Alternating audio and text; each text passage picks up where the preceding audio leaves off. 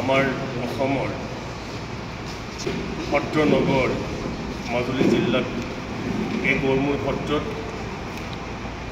তথা বংশীগোপাল নাট্য মন্দিৰত অনুষ্ঠিত হোৱা জনগোষ্ঠীয় সাংস্কৃতিক ঐক্য মঞ্চৰ সভাখনৰ সভাপতি ডাঙৰীয়া তথা আমাৰ মাজুলী জিলাৰ সভাপতি ডাঙৰীয়া আৰু একদম অতিকৈ শ্ৰদ্ধাৰ সমূহ উপস্থিত মাজুলীবাসী ৰাইজ, প্ৰথমে আপোনালোকৰ সকলোলৈকে জনগোষ্ঠীয় সাংস্কৃতিক ঐক্য মঞ্চৰ তৰফৰ পৰা আন্তৰিক অভিনন্দন জ্ঞাপন কৰিছোঁ। আপোনালোকে সকলোৱে জানে, সকলোৱে কয় সংস্কৃতিয়ে মানৱতা গঢ়ে, দেশ গঢ়ে, জাতি গঢ়ে। সেই কথাটো আমি চিন্তা চৰ্চা কৰিয়েই ইতিহাসক আমি কঢ়িয়াই চাই, মহাপুৰুষসকলৰ বাণীবোৰ চাই, তেওঁলোকৰ কৰ্ম সংস্কৃতিবোৰ চাই আমি জনগোষ্ঠীয় সাংস্কৃতিক ঐক্য মঞ্চ যোৱা 2018 চনৰ ফেব্ৰুৱাৰী মাহত গোলাঘাটৰ ধনশিৰি নদীৰ পাৰতেই আমি মাংগলিক কাৰ্যসূচীৰে নাম প্ৰসংগ কৰি এই অনুষ্ঠানত জন্মগ্ৰহণ দিছিলোঁ। আমি কেইজনমান আমি সংস্কৃতি ভাল পোৱা, মানুহক ভাল পোৱা ব্যক্তিয়ে বৰ্তমান এই ধুনুক থানাকৈ গৈ গৈ গৈ গৈ আমি বিয়াৰ পৰা ধুবুৰীলৈকে আমি এই অনুষ্ঠানটোৰ যি কাৰ্যসূচী বা যি লক্ষ্য উদ্দেশ্যই সকলো আমি আলাপ আলোচনা কৰিছোঁ বা প্ৰসাৰ কৰিবলৈ চেষ্টা কৰিছোঁ। কিন্তু আপোনালোকে জানে, য'ত সঁচা কথাবোৰ, সঁচা কামবোৰত মানুহৰ ইচ্ছাটো থাকিলেও তেওঁলোকে আগবাঢ়ি আহিবলৈ জটিলতা পায়, অসুবিধা পায়। আৰু বৰ্তমান আপোনালোকৰ উপস্থিতি সংখ্যা বা বৰ্তমানৰ অৱস্থাটো সেইটো মানে আমি উপলব্ধি কৰিব পাৰিছোঁ। আমাৰ কথা হ'ল কি, আমি অসমীয়া জাতিটো কোন অসমীয়া জাতি, আমি কেতিয়াৰ পৰা অসমীয়া জাতি, কেতিয়ালৈকে অসমীয়া জাতি, এই কথাটোৱে মুখ্য উদ্দেশ্য আমাৰ। আৰু আমাৰ কৰ্ম সংস্কৃতিবোৰ অসমীয়া জাতিৰ প্ৰতিটো জনগোষ্ঠীৰ কৰ্ম সংস্কৃতিবোৰ আমি পৰম্পৰা, ৰীতি নীতিবোৰ আমি জীয়াই ৰাখিছোঁ নে নাই, আৰু সংস্কৃতি বুলি ক'লে কি হয় আৰু অসমীয়া কোন হয়, এই কথাবোৰ আমি চিন্তা চৰ্চা কৰিয়ে জনগোষ্ঠীয় সাংস্কৃতিক ঐক্য মঞ্চই অনাগত দিনলৈকে উত্তৰ পুৰুষৰ বাবে কাম কাজ কৰি যোৱাৰ এটা প্ৰতিজ্ঞাবদ্ধ হৈছোঁ। আমি যেইজনে থাকোঁ, যেনেকৈ আছোঁ, তেনেদৰে অকণ অকণ আমি চেষ্টা কৰি গৈ আছোঁ। আমি অসমীয়া জাতিটোৰ সুৰক্ষিত কৱচ হিচাপে অসম চুক্তি আমি সকলোৱে ধাৰ্য কৰি 1971 চনক আমি অসমীয়া জাতিৰ এটা সুৰক্ষা কৱচ হিচাপে আমি গ্ৰহণ কৰিছোঁ। আপোনালোকে বৰ্তমান চিটুৱেশ্যন সমস্যাবোৰ দেখা পাইছে, আৰু আমিও জনগোষ্ঠীয় সাংস্কৃতিক ঐক্য মঞ্চই এই কথাটোকেই চিন্তা চৰ্চা কৰি বৰ্তমান আমি কাম কাজ কৰি আছোঁ। অসমীয়া শব্দটোত কোন কোন জনগোষ্ঠী আছে সেই কথাটো জনাসকলেও ক'বলৈ অসুবিধা পায়। আমি এতিয়াও বড়োলেণ্ডত বা আমাৰ মিচিং গাঁওসমূহত আমি যদি যাওঁ, চহা মানুহৰ কাষত অসমীয়া গাঁৱলৈ যাওঁ বুলি কয়, তেতিয়া তেওঁলোকে যে অসমীয়া বা আমি মিচিংসকলে যে অসমীয়া, এই কথাটো জনাসকলেও নকয় আৰু নজনাসকলে অনুভৱ কৰিয়ে পোৱা নাই। আৰু এই কথাটো ক'বৰ বাবেই জনগোষ্ঠীয় সাংস্কৃতিক ঐক্য মঞ্চ জন্মগ্ৰহণ কৰিছোঁ, যিহেতু মই মিচিং মানুহ আৰু মই সংস্কৃতি ভাল পাইছিলোঁ। আৰু আমি শূন্যত জন্মগ্ৰহণ কৰাৰ বাবে, আমাৰ জখলাটো একদম মাটিৰ জখলা হোৱাৰ বাবে আমি সঁচা কথা ক'লেও বা সঁচা কাম কাজ কৰিবলৈ গ'লেও আমাক সহযোগ দিওঁতা বহু কম। আৰু সেয়েহে আমি এনেকুৱা ধৰণৰ মুকলি মঞ্চ এখনৰ প্ৰয়োজন বোধ কৰিছিলোঁ, আৰু সেয়েহে এই মঞ্চখন আমি জন্মগ্ৰহণ কৰিছোঁ, জন্ম দিছোঁ আৰু আপোনালোকৰ মাজলৈ আহিছোঁ। আৰু এই অসমীয়াৰ চিন্তা চৰ্চাবোৰ আগুৱাই নিবৰ বাবে আপোনালোকে এতিয়া বাছি বাছি আপোনালোকে লক্ষ্য কৰক, আমাৰ জনজাতি কিছুমানৰ বাহিৰে আমি জেনেৰেল কাষ্ট বুলি কওঁ, উচ্চ যি আহোমকে ধৰি, ব্ৰাহ্মণকে ধৰি, কলিতাসকলে আমি কিমানে কৰ্ম সংস্কৃতিবোৰ নিজৰ নিজৰ কৰিছোঁ, পথাৰবোৰ ফাট মেলি থাকে। আৰু এতিয়া মিয়াবোৰ আহে, ধান ৰুৱে, কঠীয়া তোলে, ডাঙৰিবোৰ ভঁৰালত ভৰাই ধান মাৰি দিয়ে, অকল ভাত ৰান্ধি দিবলৈহে বাকী আছে। তেনেকৈ জাতি মাতি অসমীয়া জাতি জীয়াই থাকিব নেকি? এতিয়া মিয়া খেদাৰ আন্দোলন কৰি থাকিলেতো নহ'ব। আমি নিজৰ কৰ্ম সংস্কৃতিবোৰ পৰম্পৰা ৰীতি নীতিবোৰ জীয়াই ৰাখিছোঁ নে নাই? মুখ্য কথা, আমি যদি গোমৰাগ নেনাচোঁ, গাহৰি নেখাওঁ বা আমাৰ পৰম্পৰা বড়ো আপং নেখাওঁ, আমি আপং নেখাওঁ বা আমাৰ চাংঘৰ নাথাকে, মিচিঙৰ অস্তিত্ব জীয়াই থাকিবনে? আৰু যদি মিচিঙৰ অস্তিত্ব জীয়াই নাথাকে, অসমীয়া জাতীয় অস্তিত্ব জীয়াই থাকিব নেকি? এই কথাবোৰ প্ৰথম কথা। সেয়েহে আমি পৰম্পৰা ৰীতি নীতিবোৰ নিজৰ নিজৰ জনগোষ্ঠীৰ মাজত ৰাখি আমি অসমীয়া জাতিটোক সবল ৰূপত আমি অনাগত দিনৰ বাবে প্ৰতিষ্ঠা কৰাটোৱে হৈছে জনগোষ্ঠীয় সাংস্কৃতিক ঐক্য মঞ্চৰ মূল উদ্দেশ্য। বজাৰ আৰু পথাৰখনৰ কথা কয়, যদি বজাৰখন যদি থলুৱা জাতিয়ে জনগোষ্ঠীয়ে যদি জীয়াই ৰাখিবলৈ যি পৰিকল্পনা বা কৰে, তেন্তে পথাৰখন জীয়াই থাকিব নেকি? পথাৰৰ মূল্য নোহোৱা হৈছে, বজাৰখন মানে আমাৰ হাতত নাই, থলুৱাৰ হাতত নাই। তেতিয়া এই যিটো প্ৰক্ৰিয়া, এই বজাৰৰ প্ৰক্ৰিয়াটো আমি কেনেকৈ জীয়াই ৰাখিম? এইবিলাকো আমাৰ জনগোষ্ঠীয় সাংস্কৃতিক ঐক্য মঞ্চৰ চিন্তা চৰ্চা লাগিব। এতিয়া মাজুলীত এটা কথা কৈছোঁ, মাজুলীত মোৰ মাৰ ঘৰ মাজুলী, মোৰ শ্ৰীমতীৰ ঘৰ মাজুলী, মোৰ তেজ আছে মাজুলীত। মাজুলীৰ কথাবোৰ কৈছোঁ। আমাৰ সত্ৰীয়া নগৰী বুলি কয়, অসমীয়াৰ আয়ুস ৰেখা মাজুলীত আছে, কেন্দ্ৰবিন্দু অসমৰ অসমীয়া জাতিৰ। কিন্তু বাহিৰৰ পৰা মানুহ আহিলে ইয়াত হাফ পেণ্ট পিন্ধি লাংথাকে ঘূৰি ফুৰি থাকে। এইটো আমাৰ অসমীয়াৰ অস্তিত্ব থাকিবনে তেনেকৈ? এইবিলাকো চিন্তা চৰ্চা কৰিবৰ হ'ল আমি জনগোষ্ঠীয় সাংস্কৃতিক ঐক্য মঞ্চৰ অনাগত দিনত সত্ৰৰ লগত আলোচনা কৰি, চৰকাৰৰ লগত আলোচনা কৰি এইটো এটা বিধান ঠিক কৰিব লাগিব, যাতে অসমীয়া জাতিটো জীয়াই থাকক, মাজুলীখনে জীয়াই থাককচোন। এতিয়া যেনেকৈ ইয়াত ৱাইন শ্বপ নাই, দুৰ্গা পূজা নাই, ঠিক তেনেকৈ আমাৰ একদম আমেৰিকাৰ পৰা অহা পৰ্যটকসকল যে মাজুলীত বা অসমত গ'লে বা ইণ্ডিয়াত গ'লে এই ডোখৰত গ'লে এনেকৈহে সোমাব পাৰে, সেইটোতো আমি এটা বিধান ঠিক কৰিব পাৰোঁ। এইবোৰ এটা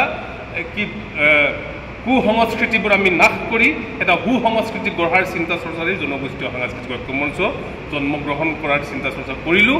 আৰু আপোনালোকৰ সহযোগ নাপালে আমিতো কৰিব নোৱাৰোঁ। দুই এজনে চিন্তা কৰিব পাৰি। আৰু আপোনালোকে জানে যে সংস্কৃতি ভাল পোৱা মানুহবোৰ, সাহিত্য ভাল পোৱা মানুহবোৰ মানে কি বুলি কয়, প্ৰগতিৰ দিশত আগুৱাই নিব নোৱাৰে, কিন্তু মেছেজটো দিব পাৰে। আৰু ৰাজনৈতিক শক্তি লাগিব। ৰাজনৈতিক শক্তিক আমি ৰাইজে সাংস্কৃতিকভাৱে তেওঁলোকৰ আলাপ আলোচনা কৰি, তেওঁলোকৰ লগত আলাপ আলোচনা কৰিতো আমিতো এই প্ৰক্ৰিয়াটো আগুৱাই নিব পাৰোঁ। সেই কৰিবৰ বাবে সেই কথাটো চিন্তা চৰ্চা কৰিছোঁ। আৰু আমি সেয়েহে আপোনালোকে জানে, বজাৰেই হওক, পথাৰেই হওক বা চৰকাৰখনেই হওক, সৰ্বসাধাৰণ গাঁথনিটো বা জনসাধাৰণে যেতিয়ালৈকে যিকোনো কনচেপ্ট, যিকোনো কাম তেওঁলোকে গ্ৰহণ নকৰে, সেই পৰ্যন্ত কোনো কাম সফল নহয়। সেয়েহে জনগোষ্ঠীয় সাংস্কৃতিক ঐক্য মঞ্চৰ যি চিন্তা চৰ্চা আমি অহা 5 অক্টোবৰৰ পৰা 9 নৱেম্বৰলৈকে গোটেই অসম জুৰি এটা যাত্ৰা কৰিব লৈছোঁ, সাংস্কৃতিক অসমীয়া জাতিৰ যাত্ৰা হ'ব। এইটো আমি যোৱা 18 তাৰিখৰ পৰা আৰম্ভ কৰিবলৈ লৈছিলোঁ, আপোনালোকক গুহাৰি এখন দিছোঁ। আৰু 20 জুনত আমি সামৰিম বুলি ভাবিছিলোঁ শদিয়াত, কিন্তু এইবাৰ শদিয়াত আৰম্ভ কৰি আপোনালোকৰ ইয়াত গড়মূৰ সত্ৰত, আপোনাৰ গড়মূৰত সামৰিম।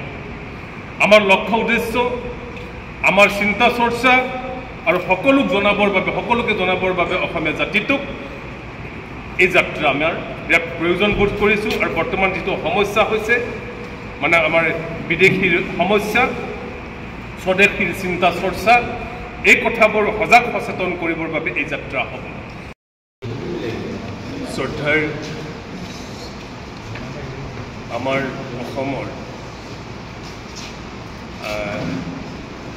সত্ৰ নগৰ মাজুলী জিলাত এই গড়মূৰ সত্ৰত তথা বংশীগোপাল নাট্য মন্দিৰত অনুষ্ঠিত হোৱা জনগোষ্ঠীয় সাংস্কৃতিক ঐক্য মঞ্চৰ সভাখনৰ সভাপতি ডাঙৰীয়া তথা আমাৰ মাজুলী জিলাৰ সভাপতি ডাঙৰীয়া আৰু একদম অতিকৈ শ্ৰদ্ধাৰ সমূহ উপস্থিত মাজুলীবাসী ৰাইজ, প্ৰথমে আপোনালোকৰ সকলোলৈকে জনগোষ্ঠীয় সাংস্কৃতিক ঐক্য মঞ্চৰ তৰফৰ পৰা আন্তৰিক অভিনন্দন জ্ঞাপন কৰিছোঁ। আপোনালোকে সকলোৱে জানে, সকলোৱে কয় সংস্কৃতিয়ে মানৱতা গঢ়ে, দেশ গঢ়ে, জাতি গঢ়ে। সেই কথাটো আমি চিন্তা চৰ্চা কৰিয়েই ইতিহাসক আমি কঢ়িয়াই চাই, মহাপুৰুষসকলৰ বাণীবোৰ চাই, তেওঁলোকৰ কৰ্ম সংস্কৃতিবোৰ চাই আমি জনগোষ্ঠীয় সাংস্কৃতিক ঐক্যমঞ্চ যোৱা 2018 চনৰ ফেব্ৰুৱাৰী মাহত গোলাঘাটৰ ধনশিৰি নদীৰ পাৰতেই আমি মাংগলিক কাৰ্যসূচীৰে নাম প্ৰসংগ কৰি এই অনুষ্ঠানটো জন্মগ্ৰহণ দিছিলোঁ। আমি কেইজনমান আমি সংস্কৃতি ভাল পোৱা, মানুহক ভাল পোৱা ব্যক্তিয়ে বৰ্তমান এই ধুনুক থানাকৈ গৈ গৈ গৈ গৈ আমি শদিয়াৰ পৰা ধুবুৰীলৈকে আমি এই অনুষ্ঠানটোৰ যি কাৰ্যসূচী বা যি লক্ষ্য উদ্দেশ্যই সকলো আমি আলাপ আলোচনা কৰিছোঁ বা প্ৰসাৰ কৰিবলৈ চেষ্টা কৰিছোঁ। কিন্তু আপোনালোকে জানে, য'ত সঁচা কথাবোৰ, সঁচা কামবোৰত মানুহৰ ইচ্ছাটো থাকিলেও তেওঁলোকে আগবাঢ়ি আহিবলৈ জটিলতা পায়, অসুবিধা পায়। আৰু বৰ্তমান আপোনালোকৰ উপস্থিতি সংখ্যা বা বৰ্তমানৰ অৱস্থাটো সেইটো মানে আমি উপলব্ধি কৰিব পাৰিছোঁ। আমাৰ কথা হ'ল কি, আমি অসমীয়া জাতিটো কোন অসমীয়া জাতি, আমি কেতিয়াৰ পৰা অসমীয়া জাতি, কেতিয়ালৈকে অসমীয়া জাতি, এই কথাটোৱে মুখ্য উদ্দেশ্য আমাৰ। আৰু আমাৰ কৰ্ম সংস্কৃতিবোৰ, অসমীয়া জাতিৰ প্ৰতিটো জনগোষ্ঠীৰ কৰ্ম সংস্কৃতিবোৰ, আমি পৰম্পৰা, ৰীতি নীতিবোৰ আমি জীয়াই ৰাখিছোঁ নে নাই। আৰু সংস্কৃতি বুলি ক'লে কি হয় আৰু অসমীয়া কোন হয়, এই কথাবোৰ আমি চিন্তা চৰ্চা কৰিয়ে জনগোষ্ঠীয় সাংস্কৃতিক ঐক্যমঞ্চই অনাগত দিনলৈকে উত্তৰ পুৰুষৰ বাবে কাম কাজ কৰি যোৱাৰ এটা প্ৰতিজ্ঞাবদ্ধ হৈছোঁ। আমি যেইজনেই থাকোঁ, যেনেকৈ আছোঁ, তেনেদৰে অকণ অকণ আমি চেষ্টা কৰি গৈ আছোঁ। আমি অসমীয়া জাতিটোৰ সুৰক্ষিত কৱচ হিচাপে অসম চুক্তি আমি সকলোৱে ধাৰ্য কৰি 1971 চনক আমি অসমীয়া জাতিৰ এটা সুৰক্ষা কৱচ হিচাপে আমি গ্ৰহণ কৰিছোঁ। আপোনালোকে বৰ্তমান চিটুৱেশ্যন সমস্যাবোৰ দেখা পাইছে, আৰু আমিও জনগোষ্ঠীয় সাংস্কৃতিক ঐক্যমঞ্চই এই কথাটোকেই চিন্তা চৰ্চা কৰি বৰ্তমান আমি কাম কাজ কৰি আছোঁ। অসমীয়া শব্দটোত কোন জনগোষ্ঠী আছে সেই কথাটো জনাসকলেও ক'বলৈ অসুবিধা পায়। আমি এতিয়াও বড়োলেণ্ডত বা আমাৰ মিচিং গাঁওসমূহত আমি যদি যাওঁ, চহা মানুহৰ কাষত অসমীয়া গাঁৱলৈ যাওঁ বুলি কয়, তেতিয়া তেওঁলোকে যে অসমীয়া বা আমি মিচিংসকলে যে অসমীয়া, এই কথাটো জনাসকলেও নকয় আৰু নজনাসকলে অনুভৱ কৰিয়ে পোৱা নাই। আৰু এই কথাটো ক'বৰ বাবেই জনগোষ্ঠীয় সাংস্কৃতিক ঐক্যমঞ্চ জন্মগ্ৰহণ কৰিছোঁ, যিহেতু মই মিচিং মানুহ আৰু মই সংস্কৃতি ভাল পাইছিলোঁ।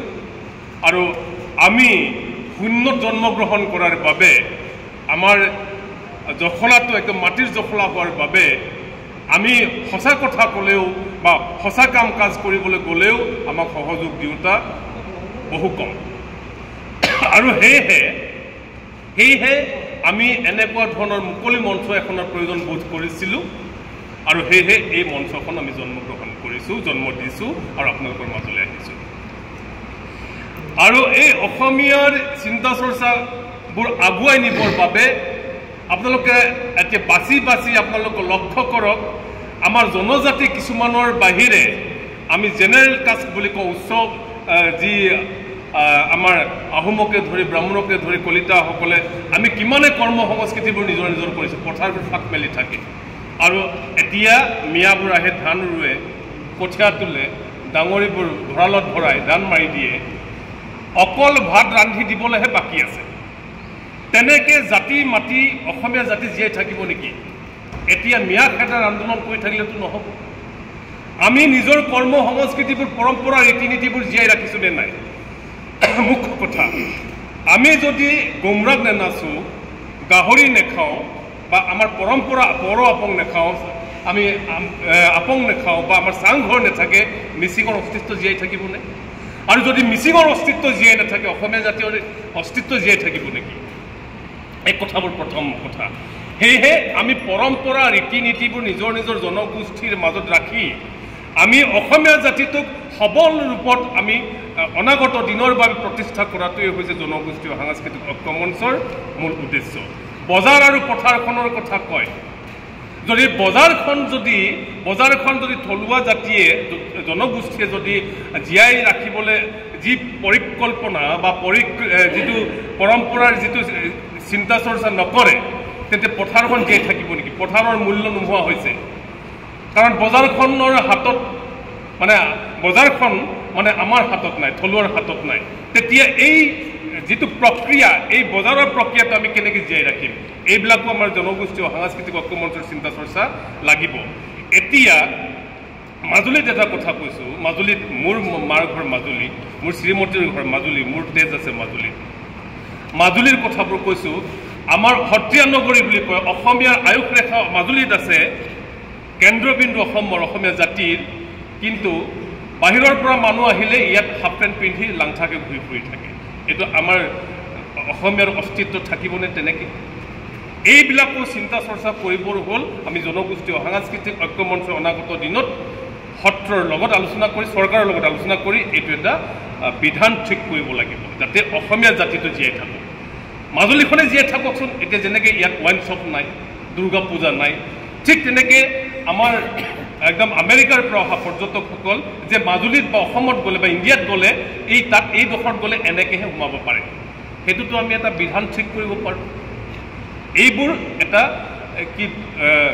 কুসংস্কৃতিবোৰ আমি নাশ কৰি এটা সুসংস্কৃতি গঢ়াৰ চিন্তা চৰ্চাৰে জনগোষ্ঠীয় সাংস্কৃতিক ঐক্য মঞ্চ জন্মগ্ৰহণ কৰাৰ চিন্তা চৰ্চা কৰিলোঁ আৰু আপোনালোকৰ সহযোগ নাপালে আমিতো কৰিব নোৱাৰোঁ দুই এজনে চিন্তা কৰিব পাৰি আৰু আপোনালোকে জানে যে সংস্কৃতি ভাল পোৱা মানুহবোৰ সাহিত্য ভাল পোৱা মানুহবোৰ কোনো প্ৰগতিৰ দিশত আগুৱাব নোৱাৰে